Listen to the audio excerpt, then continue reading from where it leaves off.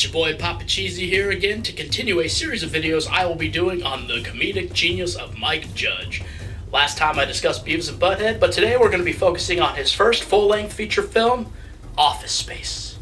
Premiering in 1999, the film has gained cult status as one of the funniest movies ever made. A hilarious satire that takes aim at the mundane life of the average worker, particularly that of the cubicle slave. Our main character is Peter, a code monkey who works for the business Initech.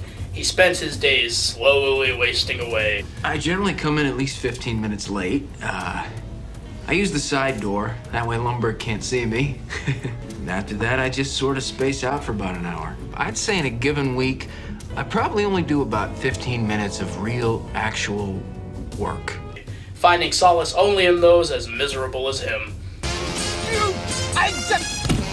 Michael Bolton? So are you related to that singer guy? No, it's just a coincidence. Everything changes after a botched hypnotherapy session leaves Peter in a zen-like state, which causes him to begin living life the way he has always dreamed. Peter, you're in deep shit. You were supposed to come in on Saturday. What were you doing? Michael, I did nothing. I did absolutely nothing, and it was everything that I thought it could be. Office Space is filled with memorable characters. Hello, Peter. What's happening? Uh-oh. Sounds like somebody's got a case of the Mondays. I believe you get your ass kicked saying something like that, man. Yeah, well, at least your name isn't Michael Bolton. Why don't you just go by Mike instead of Michael? Why should I change? He's the one who sucks. Things go well, I might be showing her my O face. Oh. You know what I'm talking about. But above all else, it is a masterpiece of comedy. While this movie came out in 1999, we must go back to the early 90s to discuss its origins. Mike Judge made a series of animated shorts, and while Frog Baseball led him to the promised land with Beavis and Butthead, it was the animated short Milton that would provide the spark of inspiration for his first feature film. Oh, hello, Milton. What's happening? In fact, it could be said that while the film centers around Peter, the main protagonist is actually Milton. He is soft-spoken and downtrodden. Don't be greedy. Let's pass it along and make sure everyone gets a piece.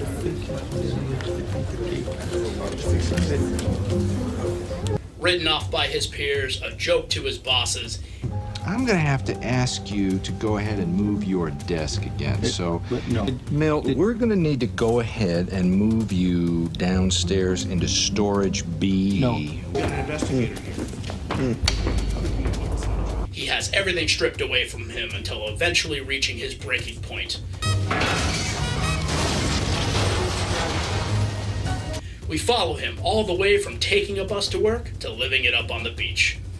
I asked for Mai Tai and they brought me a pina colada. His is a story of redemption and hope.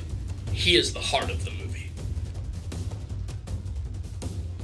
Since I spent a good chunk of the first video discussing the concept of satire, I will just briefly reiterate by saying that satire is the use of comedy to criticize contemporary politics and society.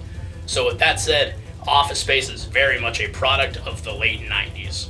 The late 90s was a special time in American history. People were fed up with their mundane lives, and they hated those in power.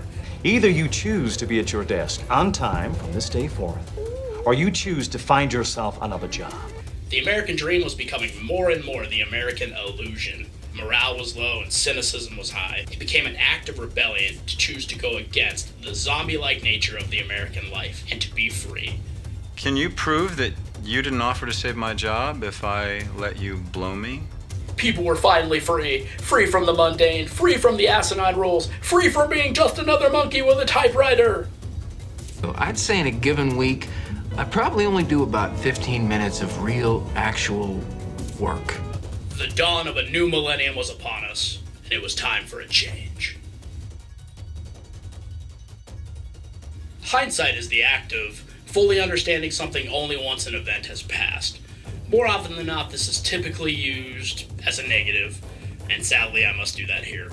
Office Space is very much a product of the late 90s, and it shows. I told those fudge packers I like Michael Bolton's music. I want to take you out to dinner, and then I want to go back to my apartment and watch Kung Fu. Do you ever watch Kung Fu? PC load letter? What the fuck does that mean? Oh, and remember, next Friday is Hawaiian Shirt Day. So, sidebar, fun fact, whatever you want to call it. I'm in my late 20s right now in 2018. So, in my lifetime, I got to experience a housing crash that led to a Great Recession. It became very hard to find a job. It became very hard to get by in life. And I know that might sound like complaining, but I'm just kind of telling you the truth. So given the hindsight of where society went, it's a little hard to watch a movie about grown men bitching about having full-time jobs with retirement and benefits. Oh no, you poor thing. Human beings were not meant to sit in little cubicles staring at computer screens all day. Oh my God, will life ever stop being so hard on you? What's to stop you from doing this? It's not worth the risk. I got a good job. What if we're still doing this when we're 50? It would be nice to have that kind of job security. Their crisis was from an existential perspective. They felt like they were zombies, like they had no meaning. Every single day of my life has been worse than the day before it. So that means that every single day that you see me, that's on the worst day of my life. What about today? Is today the worst day of your life? Yeah. Wow, that's messed up. Thankfully, this movie has Jennifer Aniston's character. I don't really like talking about my flair. We need to talk about your flair. Okay, so you want me to wear more? We want you to express yourself, okay? Okay, then I don't need 37 pieces of flair to do it. All right, there's my flair, okay? And this is me expressing myself. That will probably always be timeless. Being a server sucks ass. I know I've done it. To end this video, I want to bring up something that I brought up very early on. This movie is a cult classic, but I do not believe that is to the movie's detriment. Of course this movie was a cult classic. This movie would make no sense if it made $1 billion and spawned 5 sequels. Oh my God. The audience of this movie is that of the average worker. And let's be honest, they don't have time to go to the movies either because they can't afford it or because they don't have families. They don't have time for joy in their life. This movie was meant to be discovered on Comedy Central at midnight, where you could finally find solace in watching people hate their jobs and hate their bosses, but ooh, they get to live out their fantasies, and that's such a great thing. Peter, what's happening? Listen,